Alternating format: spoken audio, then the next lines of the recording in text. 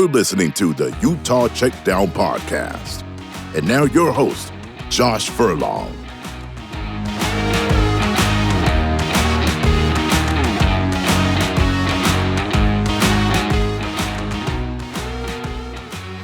Welcome back to another edition of the Utah Checkdown Podcast. I am Josh Furlong. Happy to be back with you once again.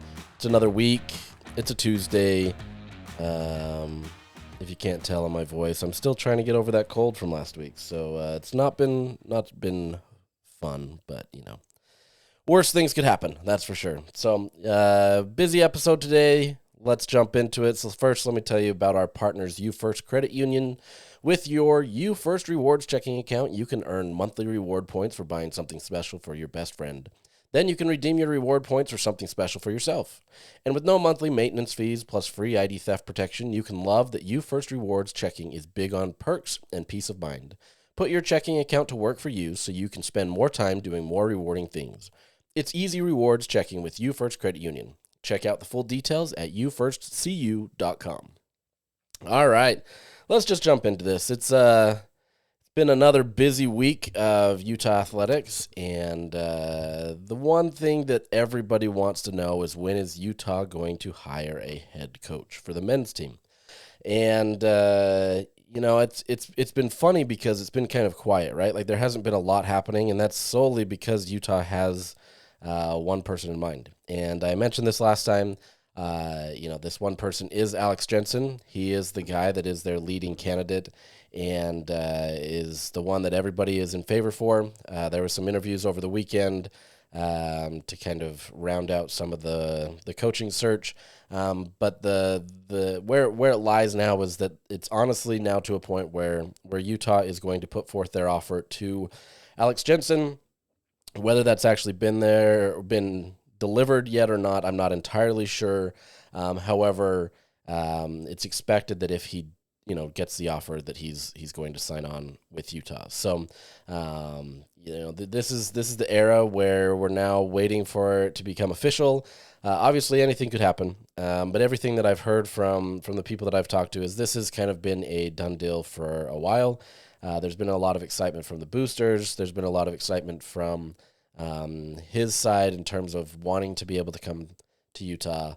It's not always easy to leave an NBA coaching gig, especially with kind of the what am I trying to say? The kind of the notoriety that he was getting for a while, where he was being expected to be a head coach in the NBA. And it's tough to turn that down, right? It's tough to turn that down to be able to go to the college ranks. But more and more, the college ranks is becoming, this quasi-professional league. It's not there yet, right? Like, there's a lot of things that are going on into it, but it's becoming much more similar. And so you're starting to see some of these assistants in the NBA weighing opportunities to be able to coach at the collegiate level. So the timing is essentially perfect for both parties. Utah obviously knew that it was going to move on from Craig Smith pretty early meaning like probably last summer. As I mentioned, and honestly, I can't remember if I told it on this podcast or if I did it on the radio this week on ESPN 700. But it was pretty obvious from the summer that Craig knew this as well.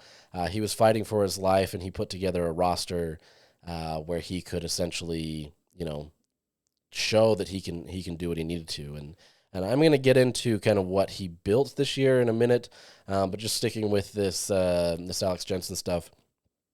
It's a good time, right? Like, it's an opportunity where, let's say Alex Jensen 4 years ago was offered the job, and I know he was in that, in the interviews and was being considered the last time. It wasn't as seriously considered by him, from what I've heard. The timing wasn't right. The NBA stuff was still happening, and quite honestly, I think this gave Utah an opportunity to learn. NIL was new. There was a lot of opportunities to be able to grow from this. And so I think everything kind of worked out the way that it should. Now, once again, assuming that Alex is the head coach moving forward, and, that announcement, I assume, could happen soon. I would expect this week if he does accept. I partially believe that part of this is they would get senior night over, let those seniors kind of go out with this current coaching staff. and then do it leading up into the BYU game. Take the distractions away. Now you get all the talk about Utah. I think there's some strategic sides of this that make a lot of sense, assuming that this is how it goes. Like, this is just me. If I was in the marketing side of that, that's how I would do it. I haven't heard one way or the other. Personally, I hope it's at a good time where I'm not flying in the air to Kansas City or something like that. But, crazier things have happened, and I've had to write stories on an airplane. So, life goes on. But like I said, I expect this to wrap up pretty quickly if he does accept. Like I said, I think this is probably happening this week. And you get all the attention now where you're bringing back a beloved, former player, gets the opportunity to get people rallied around. And it really just gives Utah kind of a leg up in terms of the conversations around the coaching search, right?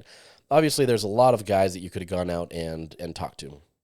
There's a lot of talented coaches that could be in the mix for this, and I think Utah was always at a point this time around where if it wasn't a former alumni, especially one that is supported by the boosters so much, it didn't really matter, because at the end of the day, Utah has gone various routes to be able to try to replicate success. I'm not saying that the Rick Majerus model is unimpeachable and it's, the only way that Utah can win here. But I think people have that connection with the Rick Majerus era and the players that were there and kind of the culture building and kind of what was brought, that it's real easy to kind of overlook other things and kind of get excited about those things, right? Now, whether that's fair or not, that's to be determined. And whether that will actually come about with, Alex Jensen. Once again, I'm just going to say, we're going to assume that he takes the job, okay? I'm tired of saying assuming that he takes the job. So we're just going to assume that he takes it and move on from that point. But with Alex, there's no guarantee that he's going to have success, right? It's not like suddenly this is some magic pill that Utah's been holding out on and that, like, once you hire Alex, all of a sudden everything is going to turn around. No, basketball is still very difficult. Big 12 is still very difficult basketball, and this is going to be a challenge. The thing here, though, and what it could mean for the program is that it could bring back that Utah culture in terms of trying to build something that gets people engaged, bringing people in, trying to bring Utah back to, the glory years, so to speak, and getting back to that, right? It's hard to replicate. Utah is in a far different position now than it is then. But more importantly, you also get the booster support. You get the people that are coming in that are starting to put the money to the program, right? It's long been talked about that Utah only had about $2 million in terms of NIL, and that was one of the worst in college basketball in terms of Power 4 teams, right? That's just not a lot of money to be able to work with. And so when you have, that lack of resources and, Craig Smith was already in an uphill climb trying to come here and trying to, recruit and do what he needed to without those resources, it makes it very difficult to be able to have success. Now, when you have that booster support, there's potential where that money could be doubled or tripled. I would bet that it's probably closer to that tripled number. Even if you can get to 6 million, which, it's still not going to be like the greatest number in college basketball, but if you can get to that 6 million, that's going to give you, a ton more flexibility, a lot more opportunities for you to be able to bring in players that are probably more of those star players that we talked about. As I've talked about many times on this podcast, Utah hasn't really had that star player consistently where they can just turn to them and say, okay, we're going to give the ball to you, we're going to put it in your hands, and you're going to take it over. Now, obviously, as I've mentioned, Gabe Madsen, Ezra Asar has been kind of that guy the most this year, right? Gabe Madsen's leaving. We don't know the future of Ezra Asar because the season hasn't ended. But, you've got to be able to find those guys that are going to be able to take over a team. And you've got to be able to bring consistency. So in theory, if you can bring that booster support in and you can bring that money support in, 1 and 2, you get people in the stands and you get people on the roster that are worth watching, right? And all in all, that gets fan support.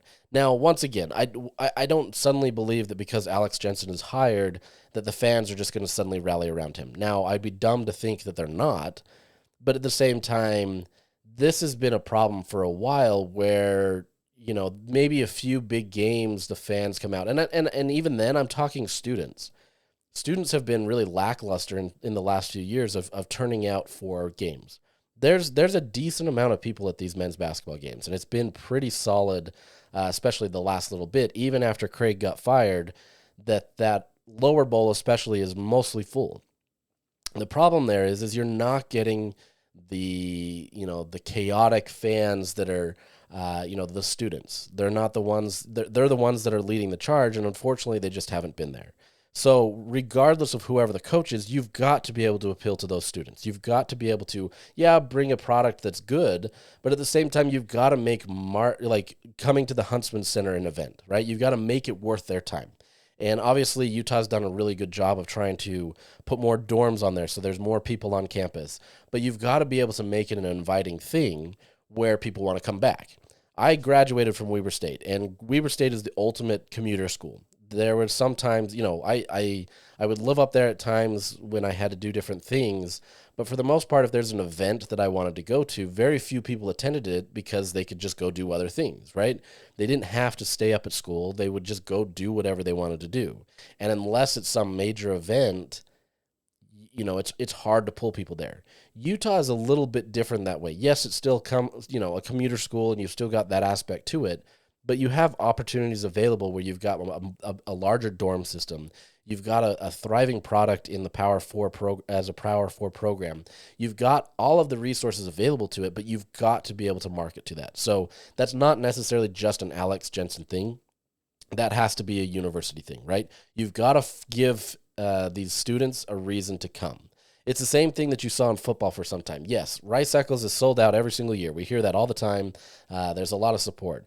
But let's be honest, you've all seen it if you've gone to a football game, that there hasn't always been the exact same support from the student section.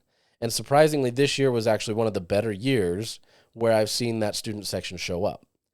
And despite Utah's troubles, they showed up. And, I haven't dug into why that's the case, but there's different things that you can do to be able to enhance students to be able to come. And once they get there, you've got them, right? Like, they're going to be engaged and they're going to come. If you're going to come to a basketball game or a football game or any of these other kinds of things, you're going to be excited to be able to move forward. And if you're able to do that, then you get that support. And you've seen it. If you've been to a basketball game, when you have that fan support, how different that vibe in that arena is. That team rallies around it. Okay. So all of these can come together, right? So, but just hiring Alex Jensen isn't going to be the catch-all, magic pill type thing, right? Obviously that provides some support and that provides some excitement, and winning, that has to come eventually as well. But at the same time, there's a lot more that has to go into this than just Alex. And I would hope that as part of this is if he signs on with Utah, that there's some of that conversation there, that there has to be something that goes into it to say, okay, how are we going to make the Huntsman Center of an event, right? How are we going to get this to be a place where people want to come? You can look inside of the state. You go up to Utah State. You go to BYU. Those are events. And this is not a knock necessarily on Utah, but it's different, right? Anybody that goes up to the Spectrum or goes up to, I'm drawing a blank all of a sudden at BYU, the Marriott Center, anybody that goes to those places sees it live on TV. They've witnessed it with their eyes, that this is an exciting place to be. And that's not to say that the Huntsman Center can't be that. When Utah has some momentum and when things are going well, that Huntsman Center is rocking. It's honestly an incredible place to be able to watch a game. The problem is it just hasn't been consistent. And so it's just, you have feast or famine, essentially. You have some games where it's like, okay, everybody shows out and everybody's having a good time. And even when the team isn't doing well on the floor, the crowd is involved and they're doing what they can to be able to push forward and rally that team. But that's, you've got to have that more consistently. And I'm not saying, everybody should show up if Utah's playing Northern Colorado, but at the same vein, why not? What else are you doing in the middle of winter other than being in basketball? And so I think there's a lot of these things that needs to change, right? It's not just a coach. I think if Utah is going to be serious about this, they have to be serious about all of it. It was similar with the football team. Utah had to go from a complete overhaul on the offensive side of the ball. And you could do a few things and you could say, okay, we're going to change the offensive coordinator and just keep a few things steady. But that doesn't really, work. That's just putting a Band-Aid over a problem. I'm not saying that couldn't have worked, but I think where you were at is that Utah needed a complete overhaul on the offensive side of the ball. They needed a cultural change. They needed, you needed a whole mindset shift to be able to say, okay, if we're going to compete on offense in the Big 12, this is who we have to be. And so they did it. They went out and got dynamic coaches that are personable, that are out there and being able to just get people excited. Mark Atawaya, the running back coach, is incredible to watch on social media because he has his Freestyle Fridays. He's open to the public. He's talking about the things that he's doing. He's showing the sacrifices that he's making that makes you feel like what he's doing is worth it, right? And some people, they're not that showy. I'm not saying you have to be that. But I think when you peel the curtains back a little bit and you get people to see the effort that you're putting into it, it's much easier to get engaged in that because you're like, look, they're putting their entire life on hold to be able to make sure that we have a great football team, right? Like as a fan, if you're looking at that, you can say, okay, you know what, I'm gonna show up because I want to support that effort. But if you don't highlight that and you don't get people that are going to do that and you don't have that complete overhaul, it doesn't matter. You can bring in Alex Jensen, and he can be the best coach that's ever been there. But if you don't get the changes that need to be done, that being NIL, that being fan support, that being, a place of where these guys go to play, where it's exciting, if you can't bring that as a full culture, then it doesn't really matter. Like I said, Alex Jensen could be the greatest coach out there. And if he doesn't have the NIL to do it and he can only work with $1 or $2 million, it's hard for him to be able to do that because you just don't have the resources that everybody else has. And then you're not getting the support in the Huntsman Center. And then you're not getting what you need. That makes it a challenge. But I think this is kind of that era where Utah's looking at and saying, we have to make a change. And if they don't make a change, we may be back here in 3-4 years. And then it becomes the problem because now you just hurt an alumni. You hurt that relationship, and that's the challenge of always hiring that, right? Now, as part of this, if Alex Jensen does come on as the coach, there's a real likely possibility that Andre Miller will come in some capacity. That's at least what I've heard. That one I haven't got as much intel on, though I know that there is some interest there. Now you've got two, former alumni who understand the system, have great abilities in what they do in their respective areas. Alex Jensen, when he coached for the Jazz, he was one of the big people that everybody credited for helping Rudy Gobert become a defensive player of the year after year after year. You've got Andre Miller, who was in the NBA for 20 years and understood exactly what it took to be a guard. And I would argue that some of Utah's biggest problems is not having the best guard play. When Utah has a good guard, they've generally been able to be much better. If you have that facilitator or the guy that can just be the guy where he's your spot-up shooter or, puts it in his hands, that's been a huge advantage for Utah. So if you can get somebody like Andre Miller in there to be able to help that, that's a huge benefit. Now you've checked off that alumni, obviously a beloved member of that national championship appearance team. You get a lot of that brings you some stability. Now with that, you still got to round out the rest of your coaching staff. And I would argue that you could probably save Josh Eilert and David Evans from the current staff. I've heard a lot of great things of Josh Eilert being able to do really well with these bigs, right? You're seeing somebody like an Ezra Asar who's really kind of stepping up and becoming the guy that he is to the credit of somebody like a Josh Eilert. Now, granted, Ezra's starting to gain more confidence in himself, right? And some of that's, him and his workload. But you're getting a coach that's working. David Evans has been great in the state of Utah, whether his connections with Wasatch Academy or different things with the recruiting base and different stuff that way. These are two coaches that I think would be of great value if Utah can hold on to them. Now, obviously, Jensen has to decide if that's what he wants. But I think if you can keep them, that gives Utah a great leg up. And especially with Josh Eilert, You get somebody that has been in the Big 12 for a very long time and understands how it goes. So for somebody like Alex Jensen, who's coming into his first coaching gig at the collegiate level in terms of a head coach, he coached with Rick Majerus for a while at St. Louis, but as a head coach, you now have somebody that can help you. And David Evans, especially if you can keep him as well, now you have two coaches that can kind of reinforce the way that the Big 12 does things. And so you get some of that where you can have some consistency that way. Now, that's not to say that he can't go out there and find other coaches, right? Like there's a million assistant coaches out there that are great and that can do great things. So, it's not like this is the only way that Utah can have success. But I think if you want to be able to blend some consistency, you can have that. Now, I talked about having a full reset. A full reset doesn't have to mean everybody goes, right? We saw that, like I said, with football. Not everybody left the staff. There was things that were still working well, and they wanted to keep. This can be the same thing. You want to keep the best people in the best seats, right? There's a book, I'm blanking on what it is, but you want to have the best people in the right seats, right? If Josh Eilert and David Evans are those people, then you want to keep them. And so we'll see what happens, how Alex Jensen would round out that coaching staff if this were to happen. So we'll see. Now, the next step beyond that would have to be who on this roster, if any, do you want to keep? Who are the priorities, right? Now, assuming that you have more money, you obviously want to attract some other players, and you can probably bump up some of these other players with NIL and different things. And ultimately, it's going to be their decision, right? These players have to decide what they want to do, and if they feel like the model that Utah is going to roll out is going to fit their style, then great.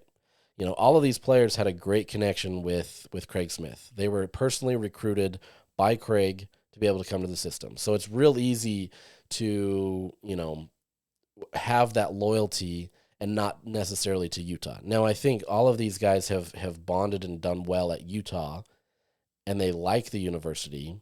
But let's say Craig Smith gets another job somewhere that's an attractive place and he has some NIL. There's not to say that wouldn't be the first jumping place for some of these guys, right? They very well may get NIL money from a bunch of other bigger programs, right? And so I think that's the nature of this. But I think if you're looking in terms of priority, the guys that you want to keep, that list becomes very interesting. And I've gone back and forth on this several times. But I'm putting number one on that list as Keanu Dawes. Now, I can make an argument that Ezra Asar could be there, and I'll get to him in a second. But I'm going to go with Keanu Dawes, one, because he's younger. He's shown flashes. He's got a lot of physicality. He's developed a shot that seems like he can be that guy that you could turn to that can hit jumpers, 20-foot jumpers, 15-foot jumpers. He's shown that he can hit the 3-point. He's physical. He's aggressive. He wants to get in there, and he wants to do right. Now, he's still a player that has to learn, right?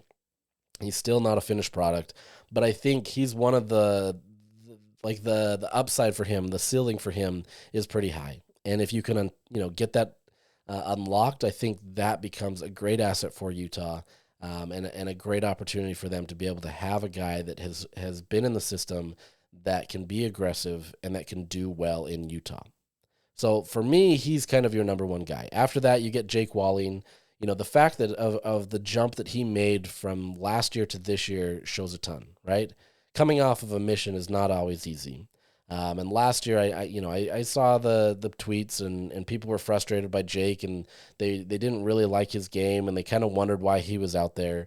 And then he made a big jump this year. Now, there's some regression that he's had at times where he hasn't become the player that he was early on, and that's to be expected. These non-conference games, a lot of these guys can pop off, and then you get into conference games and you kind of shrink a little bit.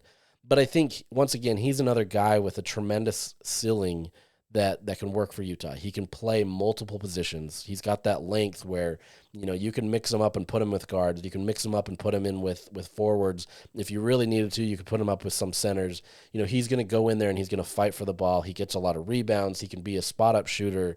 There's a lot to like about what Jake Walling brings to the table. And if he can continue to make those progressions from a year-to-year basis, this becomes a great asset for Utah, especially as a local kid, to be able to keep that Utah recruiting base, right? most likely he'll have offers, right? Most of these guys will have offers. And so you've got to figure out what value you're willing to attach to them. There's going to be some schools that are just going to pay a price, especially in basketball. I feel like you can make a difference with money faster than football. But so you throw some money a guy's way, and suddenly, they may have everything, great at the university that they're at, and, that can change. Now, I don't think people are necessarily going to throw a ton of money at Jake Wallin, but I wouldn't be surprised if BYU takes a look at him, right? Obviously, was committed to BYU, decided to come to Utah. There's an opportunity there. Granted, BYU has a ton of talent there that they've bought that, maybe that isn't what he wants. But, you can see there. Now we get to Ezra Asar. So I've put him at 1 or 3, which sounds kind of funny, but I think the reason I'm putting him at 3 is because he's probably going to get a ton of offers. And so the reason that you put him probably there as not as high of a priority is because he's going to merit a ton of money from people. And if you're going to go spend new NIL money, especially let's assume that you just get to 6 million. That's funny because that's triple of what Utah's had. But let's just say you get to 6 million. Do you want to use a lot of that to be able to keep Ezra? Maybe. That's going to be the deciding factor for this coaching staff. I personally think Ezra has a ton of upside as well. I think you're starting to see him become more confident. You're starting to see him understand that he can play at this level. And as he's doing that, he's been able to be one of Utah's best players. Now, there's still some things that he needs to do to finesse his game, right? Like he gets in that post and he dribbles a little too much. He loses the ball. And kind of gets lost a little bit. But for the most part, he's a guy that is going to be aggressive. He's physical. He knows how to be able to work around the rim where he can get the head fakes, or he knows how to just twist his body in a way. Obviously, he brings down the hammer dunks. I mean, this is a guy that will fight for you, and he's not going to cause a lot of drama. Now, it could be real easy for him to say, look, I'm the guy on this team. This is my show. But so far, he hasn't been that guy. He's been a humble guy who works hard, obviously has a lot of pride in himself, and he has a lot of belief in himself, but you're starting to see a lot of that unlock with him, and I think that could show a tremendous amount of potential for Utah. But once again, depending on the NIL offers and what he's going to get on the market, you have to weigh, is that worth it? Do you have a better opportunity maybe locking up a guy like Keanu Dawes, who's younger, has maybe more of an upside? Or do you try to stick with somebody that is more, right now consistent and has shown that he can be able to do it at a high level? That's the question. So, I wouldn't fault anybody who decided to take Ezra over Keanu, right? Like, I love Ezra. He's a great guy. I think he would fit Utah. I think he would fit what Alex Jensen would bring to Utah. So I don't think that there's anything wrong there.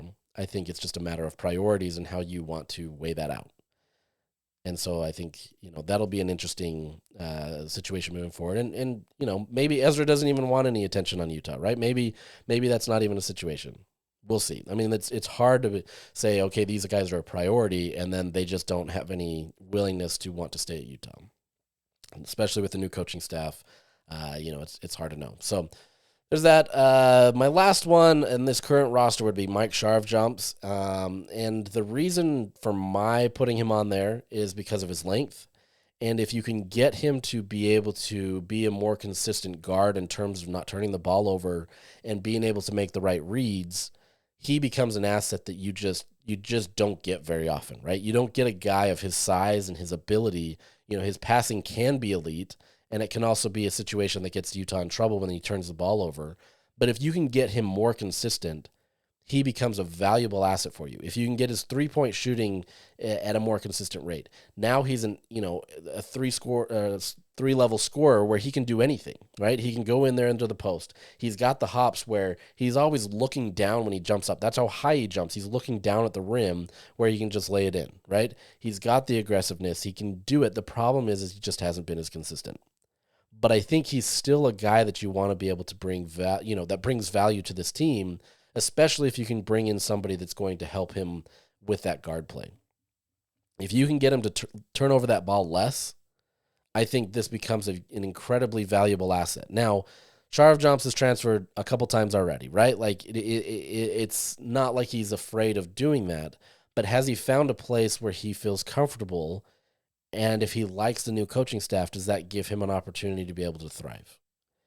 That one I'm fascinated by, because once again, the biggest reason Utah's had some of the success that they've had this year is because of their length. A guy like Mike Sharf jumps out on the perimeter defending you is going to be very difficult, at least size-wise, right? Like, he's got to be able to stay in front of his man. He's got to do those types of things. He can't get beat on, whatever it may be, but you've got to be able to have that length. And if you can do that, I think this team can continue to make the progress that it needs. And I think, even with a new coaching staff, if you can keep a core of these players together, 2, 3, 4 of them together, that gives Utah a huge advantage moving into next year. Consistency, being able to be together for a while, that camaraderie and everything, that matters. You see that. I've mentioned this in previous podcasts with Houston. Houston has been able to keep their team together for a long time. They're not always the highest rated recruits. Now, some years they are. I think it was last year, this year, upcoming year, where they have a highly rated recruiting class, right? It happens. But this is a team that, generally speaking, outperforms its recruiting rankings because they have consistency. They've got a system that they employ that is works to a T, and they've been together forever. And if you can do that, those are those teams that win in March. Those are those teams that can go on those deep runs because they understand each other. They don't get worried about other things, or different situations, because they've been working with each other for 2-3 years now. And obviously that's more rare in this era of the transfer portal and the NIL era. But if you can find some consistency, especially with your core players, you're going to be fine. The reason why the Utah women's basketball team has had so much success is because of that. They know how to play with each other. They understand each other at a level that you just don't get for people that come in on the first year. And yeah, you have 20 games together and you get some chemistry. But if you've been building that chemistry for the last 3-4 years, it just becomes second nature. And anything in this sport, if you don't have to think about it, the easier it gets. We hear that with athletes all the time. They don't have to think about it, especially in football. Oh, I don't have to think about this, and now I can just go out and do it. When it becomes second nature, it becomes so much easier to play that game. And that's no different in basketball, especially in those guards, and especially in the forwards, especially if you're trying to play an inside-out game. Feeding the ball into the post is a very difficult thing. It's not that easy. You've got a lot of hands there. You've got a lot of people vying for that ball. And if you don't have accuracy and you don't know where a player moves and you don't know how they, roll off of a player or come off of a screen, it becomes really easy to get a turnover, and that's where Utah's been this year.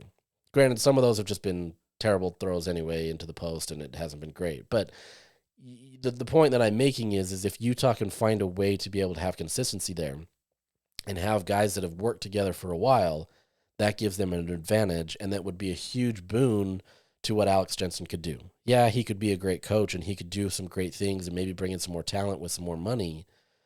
But at the end of the day, you've got to be able to find consistency, and you've got to be able to move forward with that. So we'll leave that talk. I delayed my podcast to Tuesday, hoping that we'd get some news today. I don't know when we're going to get it. I'm probably going to be in Kansas City when that happens. But I think everything's trending that way towards Alex Jensen. I think this is the area where Utah is going to move, barring him saying no. From everything that I've heard, I don't imagine him to say no, but there could be, things that hold this thing up or whatever that may be. But I understand that Utah is very keen on bringing him in.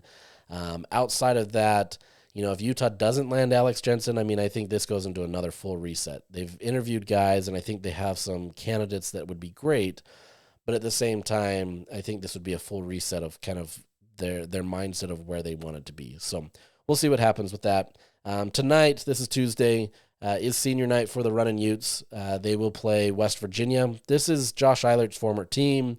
Last year before the season, Bob Huggins, was removed from the job, and Eilert became the interim head coach for the entire season and coached the team up really well. Everybody was expecting him to be able to get that head coaching position, and then they decided to go another way. And so this means something to him, right? Like, it means something to him just to be able to go against his former team. But more importantly, this is senior night, and he wants to be able to give those guys a great opportunity to go out on a high note, right? Unfortunately, they're not able to do it with the coach that brought them there, and Craig Smith. A guy like Gabe Madsen, Craig Smith was everything to him. And, that's part of the business, and that's what happens. But it is unfortunate that he's not able to see that out. But as I've mentioned, I think the timing works that they had to kind of do it this way. And, as frustrating as it can be and as hard as that can be, I think this was the right move for Utah. So you do have that senior night. This is an important game for Utah in terms of seeding. And I say that relatively because Utah, they're most likely not going to get a top 8 seed at this point. How they could get a top 8 seed, though, is they'd have to be able to beat West Virginia. They have, according to ESPN, they have a 56% chance of beating West Virginia at home. But then they'd have to also beat BYU on the road. That one is an 18% chance. And given the way that BYU has been playing lately, that one becomes a very tall task, right? Like, yeah, you beat them at the Huntsman Center, but I think BYU is a completely different team than they were that night. Granted, Utah is as well. But I think the way that BYU is made up lately and the way that they've been able to gel makes this a very difficult place. And unless you can go up early and you can fight through the adversity of being able to play up there and the energy and everything, that is a very difficult task. But if Utah can do that, if they can beat West Virginia and they can beat BYU, they get a top 8 seed. They've got some tiebreakers that work out in their favor, namely against TCU that help. And that would be a great opportunity for Utah to get a first-round bye. But the fact that Utah's most likely going to end up as a 10 seed in next week's Big 12 tournament, finishing the season as a 10, that says a lot about what this team is able to do. Utah was picked to finish 16th at the beginning of the season. I always thought that number was too low. I just didn't see this team finishing 16th. Now, finishing 8th or 10th or whatever that may be, I don't know that I necessarily fully had it in the cards. I think 10 was a number that I was looking at that seemed to make the most sense. But this has clearly been a season where Utah has exceeded expectations. Honestly, being at 15 would exceed expectations. Not much, but you know what I mean. But I think this is a situation where Utah has done well considering everything that they've had, right? We talked about that. They didn't have the NIL. They didn't have the resources. They didn't have the support. They didn't have the coach that they felt like they wanted to win. And yet, Craig Smith got this team to a 10th place finish. And, look, we're celebrating 10th place. But at the same time, given where this team was, given where they were coming into in a Big 12 conference that was incredibly difficult, if you can go out and you can finish almost 500, I think if they beat West Virginia and BYU, they would finish 500 in conference play. That's a remarkable feat for Utah. So I think there's optimism here. There's opportunities for Utah to be able to move forward and grow. But like I said, you've got to be able to bring that consistency. Right now, they're tied with West Virginia for 9th in the league. That's just kind of where they are. But looking at all the figures and kind of looking at all the projections, assuming all of the teams that are projected to win, Utah would finish as a 10 seed. There's some variabilities there that even if they, the teams that aren't projected to win don't like it, it all pretty much shakes out to 10th place for Utah, barring them beating BYU and West Virginia both. So, assuming that they are the 10 seed, they go into next week's tournament, playing Arizona State. They're the 15 seed. There's not much Arizona State can do to get out of that. So you're back to playing Bobby Hurley's team. Will he be the coach at that time? Will Arizona State move on? That's the real question. Things haven't gone well for them, and I know Bobby Hurley has been on the hot seat. I've actually heard that Craig Smith might be one of the targets that Arizona State would circle around if that were to be the case. Whether that's true or not, we'll see. But I have to imagine that he'd probably get a look. But this is, Utah played Arizona State last week. They won 99-73. I mean, this was a pretty convincing win. Arizona State just doesn't have the guys anymore. They're hampered by injury. They're shorthanded. I mean, they're just kind of limping to the end, and it hasn't been great for them. So, assuming that was the case, that gives Utah an opportunity to potentially win their first game of the Big 12 tournament. That would help them, to be able to just have some momentum. If that was the case, you're generally, based on the projections, will probably play TCU in the next round as a 7 seed. There's a chance maybe West Virginia again. It depends. I mean, they could be another team in there as well. But the two teams that are most likely are probably TCU and West Virginia. Utah obviously got a win over TCU on the road, 73-65. Played one of their best complete games of the season, and so that's still a tall task. But it's a game that you've already beat the team, and so you've got opportunities to know how you did it, right? Like you can look at that tape and say, this is how we beat them. That helps. West Virginia, if it does end up that way, you did lose to them earlier this season on the road, and depending on what happens tonight, you got that tape as well, so we'll see what goes on there. But I think, your first two rounds, in theory, can lay out well, right? Like it's not perfect. March is always difficult. All it takes is Arizona State to go on a heater and hit a bunch of three-pointers like they do, and Utah loses their first game of the Big 12 tournament and they're out, right? Like we've seen this before. This isn't anything new. That happens. TCU, you're the underdog going up against TCU. If that was the team, that's a challenge, and that's never an easy task. So you've got that. If you do get past those first two games, you would then meet up with Texas Tech. The last time that Utah played Texas Tech was at home, and they lost 93-65. If you remember that, it was early on in the Big 12 play. Utah just was not in any sort of a rhythm. This was not a good game for Utah. They were actually closer in this game early on. Turnovers spelled trouble.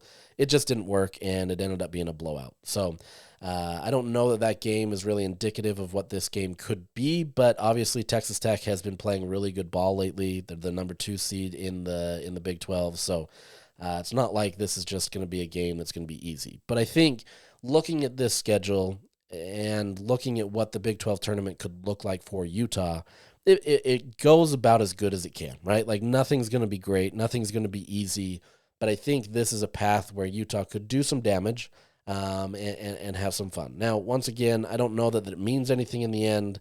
Maybe it gets you into the NIT. You'd have to win the whole tournament to be able to get to March Madness, but that's not happening. Houston's winning that one. So crazier things have happened, but at the same time, I think, this one's kind of locked up. But I think at the very least, what you want to do is being able to finish strong, especially if you can keep some of those core players together. They can build on that, right? You've made a coaching change. You're going to do things that are going to be different. But if you can give yourself a leg up next year, all the more advantage for you. So there's that. Let's move on to the women's team. This week is the Big 12 tournament. I will be leaving to Kansas City tonight. I'm actually not going to be there for senior night for the men's team. I'll be heading to Kansas City where a blizzard is expected when I land. So yay for me. Next week for the men's tournament, they get all the sunshine, and I go to the women's tournament and get nothing. So getting the full KC experience. But look, I'm here for the barbecue. I'm ready for it. Let's go. The women's team, let's talk a little bit about what happened Saturday. Obviously, a very fun game. Little anxiety ridden for for fans in the Huntsman Center, which I have to point out that Huntsman Center was filled to the brim for a women's game, which is phenomenal to see. I think this is a testament to kind of what this team has done over the last few years to be able to bring a viable product to Salt Lake City, and the seniors that were being honored that night were a large part of that. Right, like they were the ones, the foundational pieces, we'll call them, to bring Utah back into the limelight, right, and allow them to be able to be a consistent NCAA tournament team. Obviously, Lynn Roberts did a lot of that work to be able to build this team, but Gavin Peterson was right there along with her, and he's continued to do a phenomenal job of taking that over. I'm curious to see kind of how that moves forward with him in the next years as he kind of puts more of his stamp on the program. But I don't think it's going to stray too far, right? Like I think he's done a really good job, and you're seeing what he can do. The real question is if this team can, live up to the expectations that they have for themselves.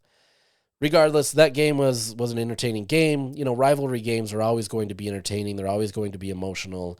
BYU has some players, that can really do some damage. Delaney Gibb among all of them is the best. And she finishes with 38 points. I mean, she had a phenomenal game. There's a big reason why Utah recruited her heavily. She's going to get some interest in the portal this year. And so I'm curious to see kind of what happens with her. But regardless, it came down to, some clutch shots. Gianna Neepkins had to hit a three-pointer to tie the game up. Got the game into overtime. In overtime, it was a back-and-forth affair, and Delaney Gibb obviously is going to have the ball in her hands for BYU in the last second, right? Like, that's who you're going to give it to. There's no reason to give it to anybody else. Not that others couldn't have done well. but you want to give it to her. And unfortunately for her, as she was driving to the basket, she lost the ball, falls into Maddie Wilkie's hands, who picks it up and immediately sprints to half court. And, there was moments in the Huntsman Center where, like, obviously the crowd is standing and they're anxious and everything, but I think the tone there, the game had been tied up. Utah really just hadn't been really playing well to kind of do what it needed to stop BYU. And so I think the momentum was just like, BYU is going to go down. They're going to go win. It's going to crush all the fans there. So there wasn't a lot of like standing around. The expectation was there. I think there was just like fans settling in, waiting to be heartbroken. And then suddenly Maddie Wilkie threw up that half-court shot that banks in. And I've never seen a crowd jump the way that they did, right? Like everybody in that entire stadium jumped because I think it was just so shocking. I don't think anybody really expected it to end that way. And it just turned into a remarkable, opportunity for Utah. They get the win. It's against your rival. It's a heartbreaking loss for BYU. I mean, those things hurt, right? Like you were competitive, and for this BYU team who just hasn't really been able to click fully all season, that's one more loss that you get that was close, right? And to do it in that fashion is really tough. But phenomenal game. Maddie Wilkie had only 5 points that game, and one of those was that 3-pointer. But it was awesome to see. They play this game called Utes Win before every single game, where they're broken up into different groups. One of them, they call them the grandmas, the older women on the team. They form their own team, and the only way to win that game is you have to hit a half court shot to be able to beat your team or to beat the other teams. And so, they practice this. This is something that they do. Obviously, Maddie Wilkie is a phenomenal shooter, so if you're going to have it in anybody's hands, she's a great one to have it. I just don't think anybody was expecting it to end that way. But cool opportunity, no less. I mean, it was a fun game. That was honestly one of the funnest games I've been to in a long time. And so long time being a relative term. There's been some fun games. I mean, you can even point to the men's basketball team against the BYU team. So, fun games. They're great to be able to have. I think having BYU and Utah back in a conference together really brings value to those games, right? In the past, Utah blew out BYU last year when they weren't in the same conference, and there wasn't any appeal to it. These are two different teams that just were at different levels. This year, they're still at different levels, but it means more, right? The game in Provo was competitive, and Utah pulled out a win. The game in the Huntsman Center was competitive, and Utah pulled out a win. So I think it's just fun to be able to have that rivalry back there, and being able to just compete at a high level. In that game, Gianna Neepkins had only 2 points going into that fourth quarter. BYU did a really good job of kind of limiting her and kind of locking her up. But at the same time, she was trying to be a facilitator and trying to do other things for the team. I wrote a piece about her yesterday. You can go read about it, just talking about her efficiency. But she ends up finishing that game with 20 points, 6 rebounds, 4 assists. Most importantly, though, she was 10 of 10 from the free throw line.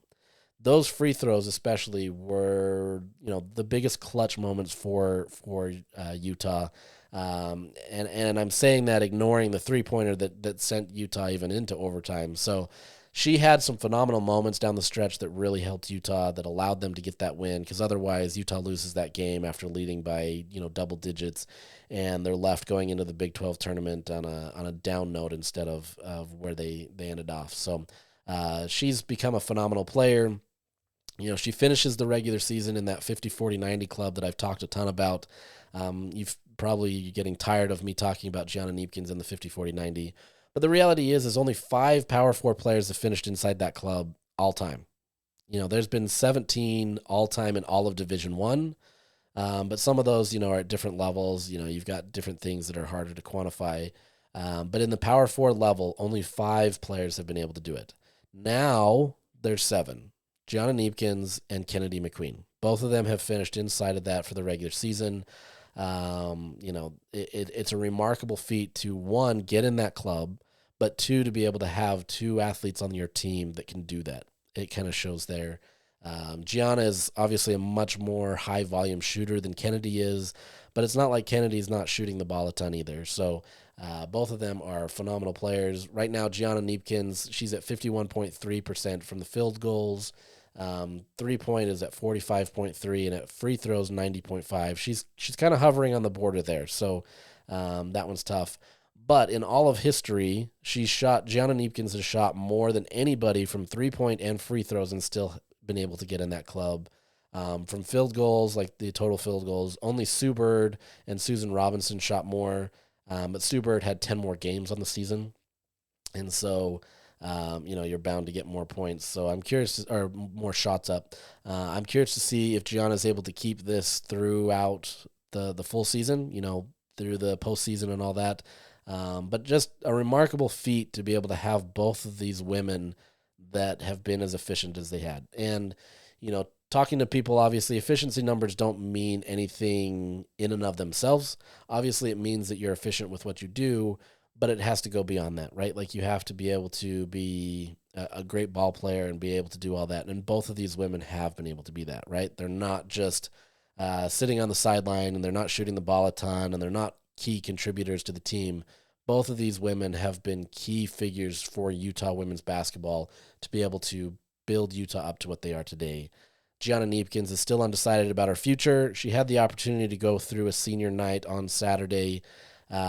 She's classified as a junior right now simply because she took the redshirt season from her injury last year. But at the same time, she has the options where she could weigh in WNBA future. She probably has to go on a run in postseason to really cement that.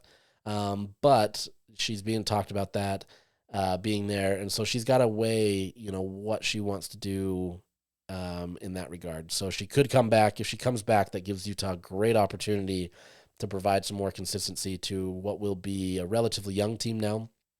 You go from a veteran team to what will be a young team that still has some pieces, right? Like, there's still Maddie Wilkie that's going to be there. There's some other pieces that are veteran players. Reese Ross, can she take that next level? So it's not all lost, but I think you bring Gianna back to Utah for one more year, and that absolutely helps Utah moving forward into the next season. So we'll see. You can read my article to kind of get the full look at what she's going through. I talked to her mom, and kind of the decisions that they're making and kind of what she's choosing to focus on right now. So we'll move ahead just because this is getting long. But the Big 12 tournament starts this week. They get a first-round bye. They were close to getting a second-round bye as well, but couldn't get into that top 4 seed. So they finished the season with a number 6 seed. I actually, made the argument on Twitter before the games were played, before the game was played against West Virginia, that being a 6 seed was arguably the best for Utah, just based on how it would lay out. As I've mentioned, with March, anything's possible. You can get to that first game and end up just going on a shooting slump, and things don't happen, or you get a team that is just hot at the right time, and it's tough. So all of this is just on paper, right? It's easy to look at this and say what it is. But going into this tournament, Utah will play the winner of Kansas or Texas Tech. Utah beat Kansas 79-61. That's the game that Gianna Neepkins just barely missed out on a triple-double by 2 assists. And so this is a team that they handled fairly well. Texas Tech was a much closer game, but they still got a win. So both of these teams, they've won this season. We'll see what happens there. You got to get that first win out of the way. If Utah can get that first win out of the way on Thursday, that bodes well for moving forward, right? And then you get the hot streak, and now you become the dangerous team that has to go against a team that's been waiting for a couple days to play basketball. The team that will be waiting for Utah, if they do advance, would be Oklahoma State. That would be the game that Utah really had for the taking. It was at home. It was the one that if you could have beat Oklahoma State, you're obviously in a top 4 seed. But it just didn't work out that way. They allowed, I'm blanking on her name all of a sudden, but she got 3 made 3-pointers in the fourth quarter that really pulled them above Utah. Utah had some situations that they just couldn't overcome, end up losing by 4 in that game at home. But I think of the top seeds, Oklahoma State is probably the easiest. Now, I say that knowing that, Oklahoma State has beat some of these top teams as well. And so it's not like this is a guarantee. I just think based on kind of the experience of the other teams, Oklahoma State is probably the easier matchup to be able to contend. And then if you do win that, you have a semifinal matchup, which will be likely Iowa State or Baylor. Obviously, it's the winner, and so you've got to be able to get to there. Utah beat Iowa State earlier in the season on the road. They did it on the road, but then they lost at Baylor, by 9 points. So these are two teams that they can contend with. Once again, this is a Utah team that can win it all, but they haven't been able to show lately that they've been able to contend with some of these upper echelon teams in the Big 12 this year. And the only big real difference is that the turnovers, right? They obviously shots have to fall, and that matters. But when Utah gets out of its rhythm and gets out of its game and then turns the ball over, and some of them have been terrible turnovers, entry passes that had no chances of being able to go in there, balls that just really shouldn't have been thrown in the direction that they're thrown, simple things that can be that aren't because of the team per se. If they can limit those, they have a much better chance of competing with a lot of these teams. So we'll see what happens. Like I said, this lays out well for Utah. But with that being said, I've seen this with men's and women where it lays out well and they go and lose the first game and everything's different. So we'll see what happens there. I'll be in Kansas City kind of reporting on that as well as BYU. I'm taking the women's side, and my BYU writer is going to take the men's side for the BYU or the Big 12 tournament. So I'll be there this week, talking all things Big 12, and we'll kind of go from there. So that's going to be it today. The NFL Combine was this last week. There really wasn't anything too special there. Junior Tafuna was the only one that competed, but he had decent times. They weren't anything jumping off the page. They weren't anything that was super remarkable. Not to say that he didn't have a good showing, but I think in comparison to some of the other players there, it was more of just an average performance. So still some work to do for him. The other players, Karene Reed and Brant Keithy, held out for injury stuff, but curious to see kind of what goes on there. As we get closer to that, the closer to the combine or the pro days and the NFL draft, we'll get more into it. But this was going to be more of a quiet year for Utah in terms of the NFL draft. So that's it from that. But we'll close out today. Hopefully you guys get the Alex Jensen news soon. If I get a chance, maybe I can do a podcast in Kansas City, but for the most part, we're going to call that good and assume that that's the case. So with that, we'll sign off, and I will chat with you guys later.